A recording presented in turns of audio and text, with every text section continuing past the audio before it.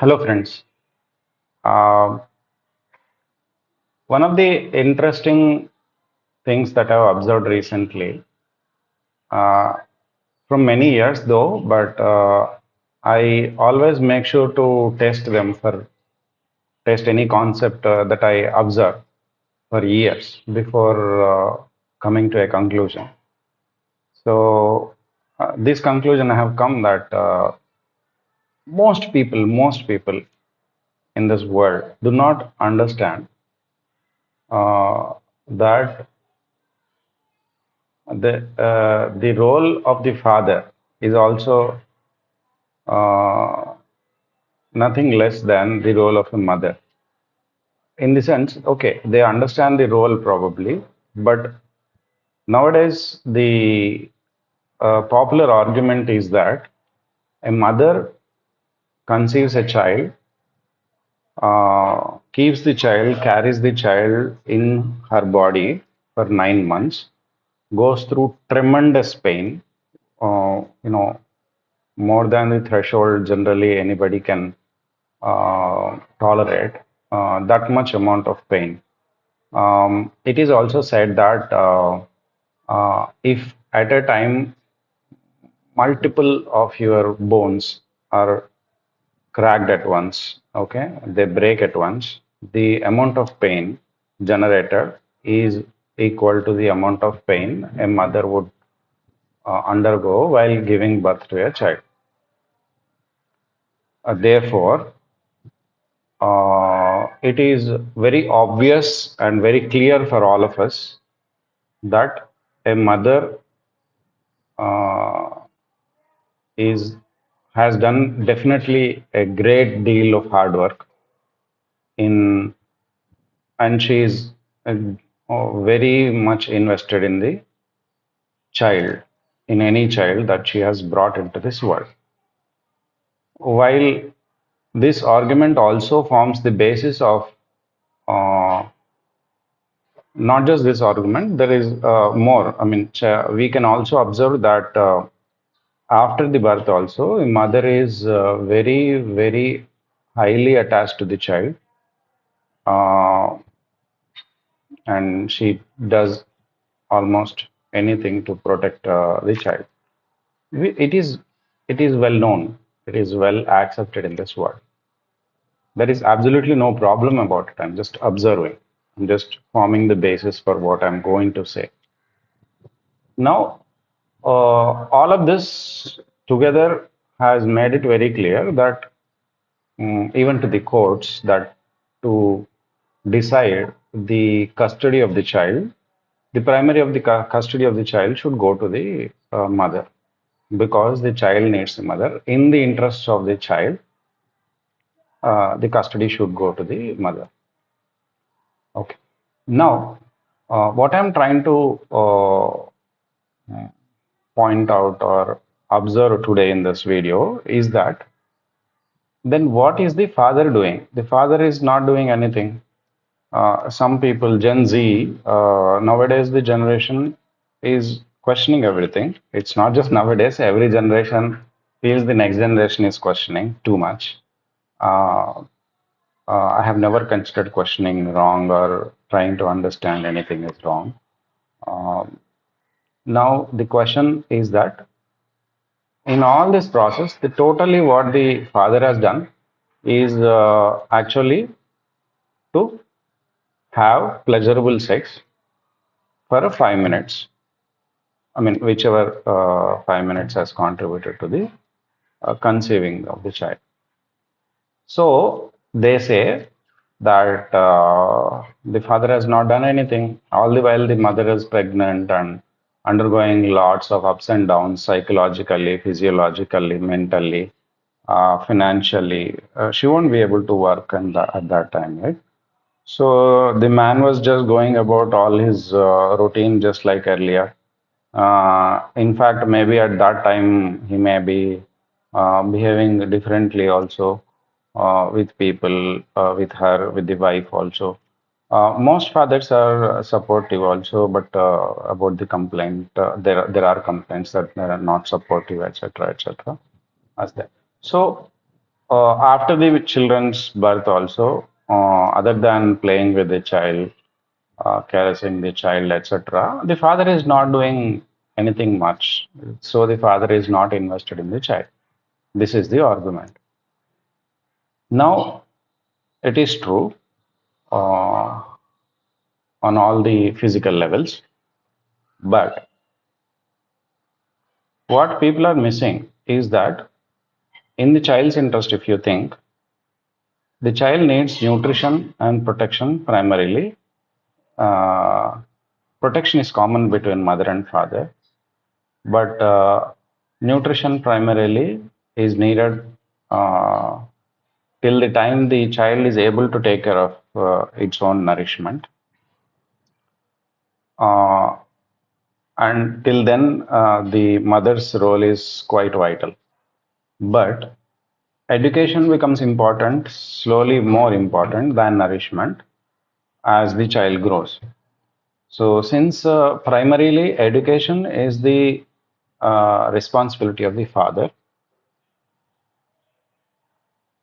the custody or the say in the child's affairs must go to the father more than the mother as the child is growing. The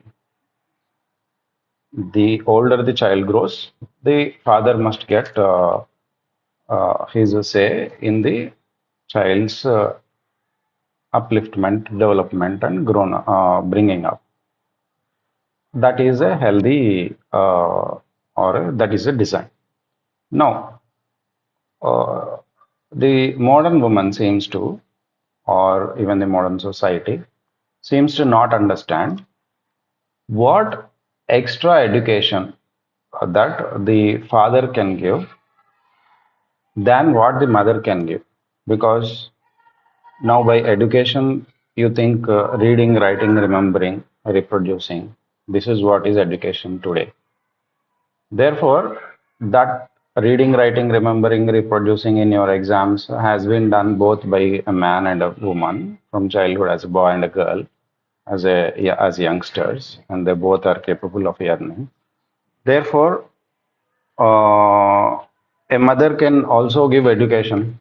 Then, in actuality, now they started questioning what is the necessity of a father, even other than for that, 5 minutes job.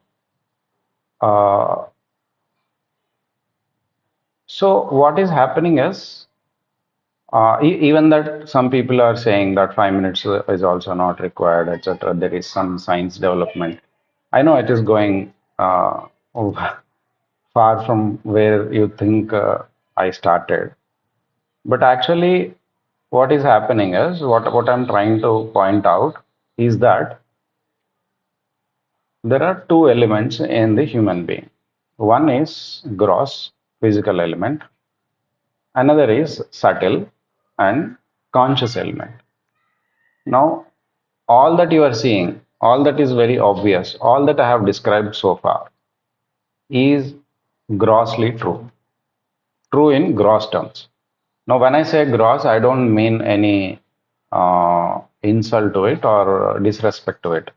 Grossness, the body that you are seeing is gross, the world that you are seeing is gross. So, gross does not mean necessarily of lower importance.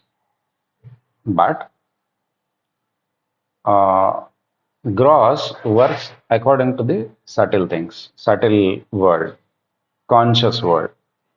First, whatever I am speaking now, it is coming out because of the gross physical nature of my voice, vocal cords, etc., and the whole mechanism that you can understand. Everything is physical is needed. But before all of this, there was thought, there was analysis, there is comparison, there is imagination, there is desiring, there is selection, which is better, which is not right, which is worse, which is not appropriate to say, etc. All of this is happening in consciousness that is part of a human being. Now, this evolution of consciousness is a result of education that I am talking about.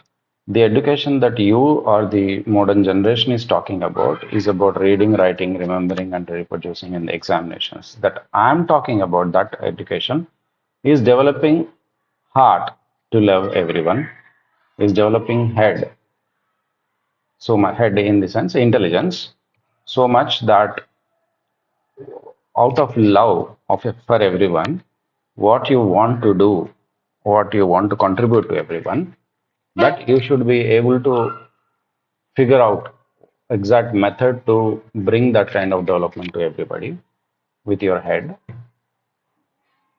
Because of that, the development of head is required, and hand, the ability to actually put all of that planning in the head and love in the heart into practice. You need the hand, development of hand. So head, heart, and hand, that is the major part of education.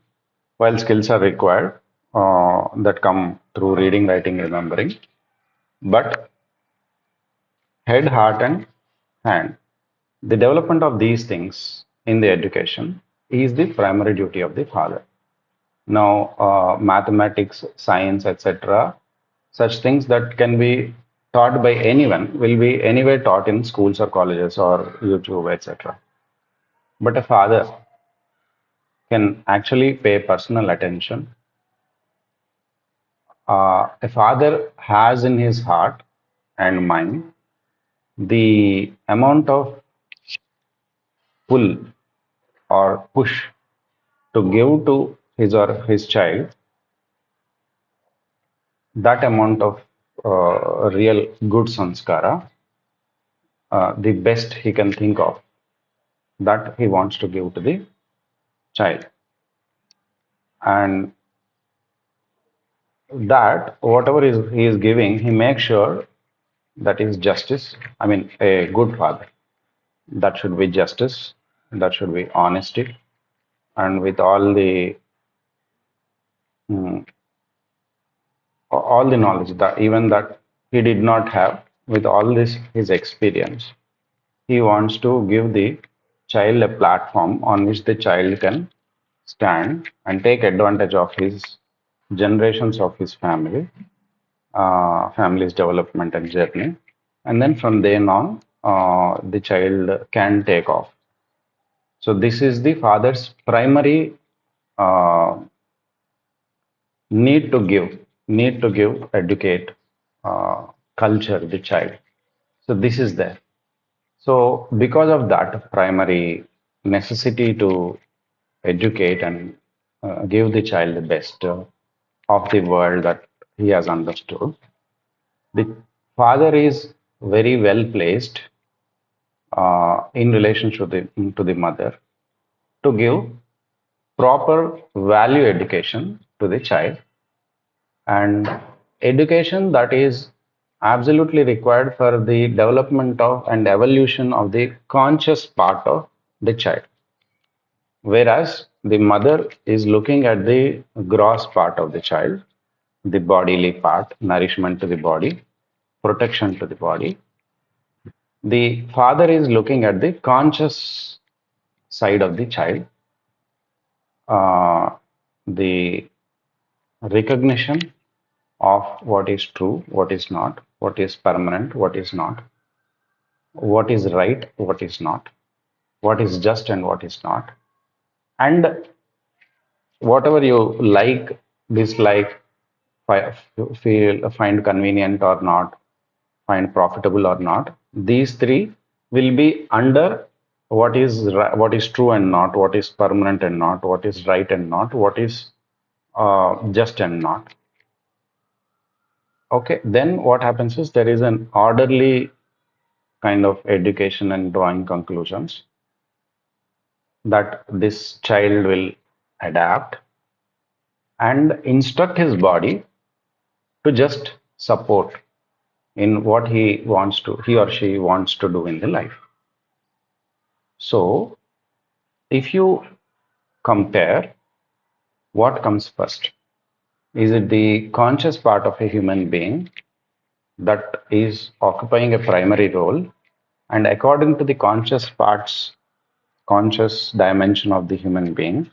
Should the physical dimension go after the conscious part, conscious element, or should the conscious element of the human being, conscious dimension of the human being, follow the gross or physical uh, dimension of the human being?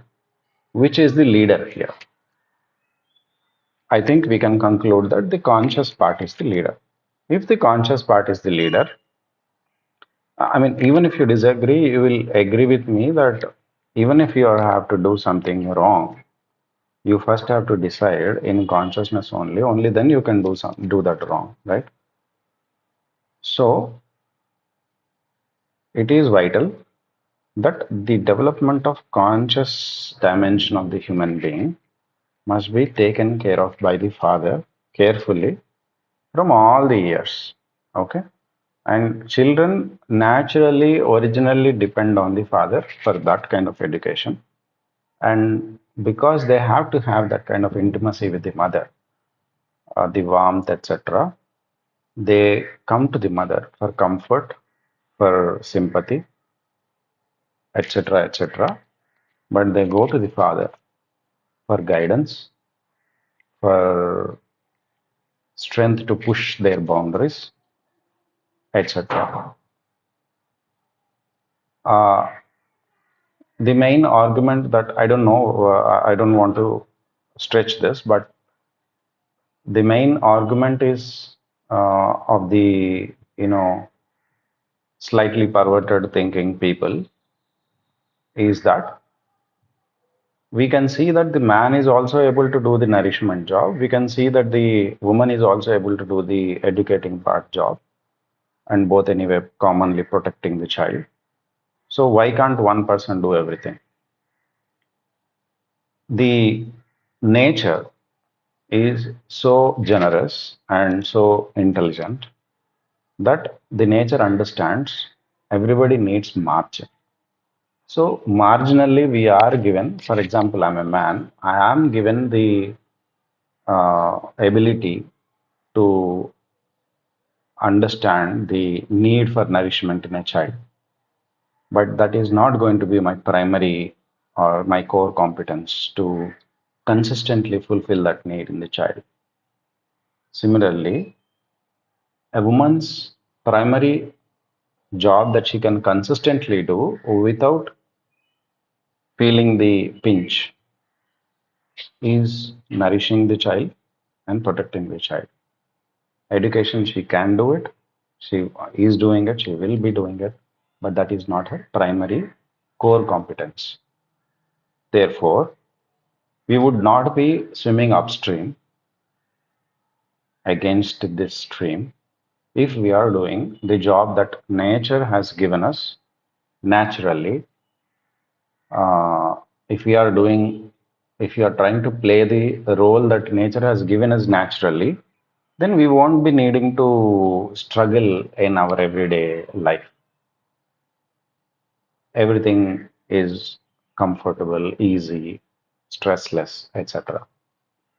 The one of the primary causes of stress is in this today's life is that we are not recognizing the primary role given by us to the by the nature uh, to us by the nature, and we are trying to do, I can do anything, I can do this also, I can do that also, so let me do it, and let me be independent, independent, and then orphan.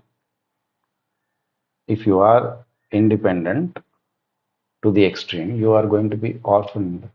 If you are dependent to the extreme, you are going to be a parasite.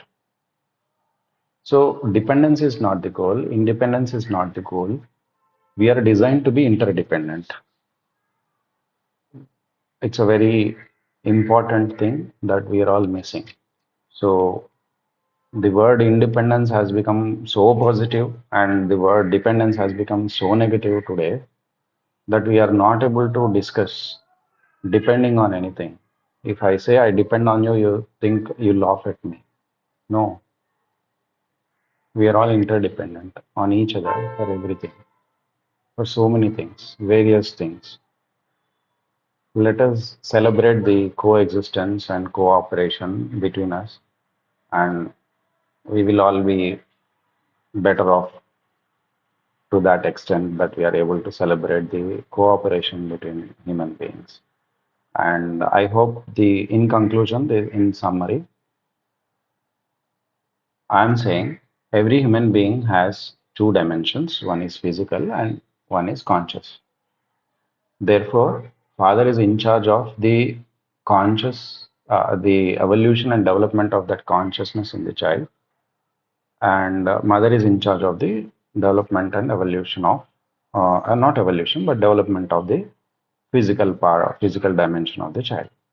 Both are therefore important. They have their own roles, and to discharge this responsibility, it is important for both men and women to find ways to be in harmony, and it is vital for the general socio cultural atmosphere of the society to be in support for these men and women who want to take up this very important responsible job of upbringing the next generation for this world, and design themselves in such a way to not disturb the harmony of this complementarity between men and women. Thank you.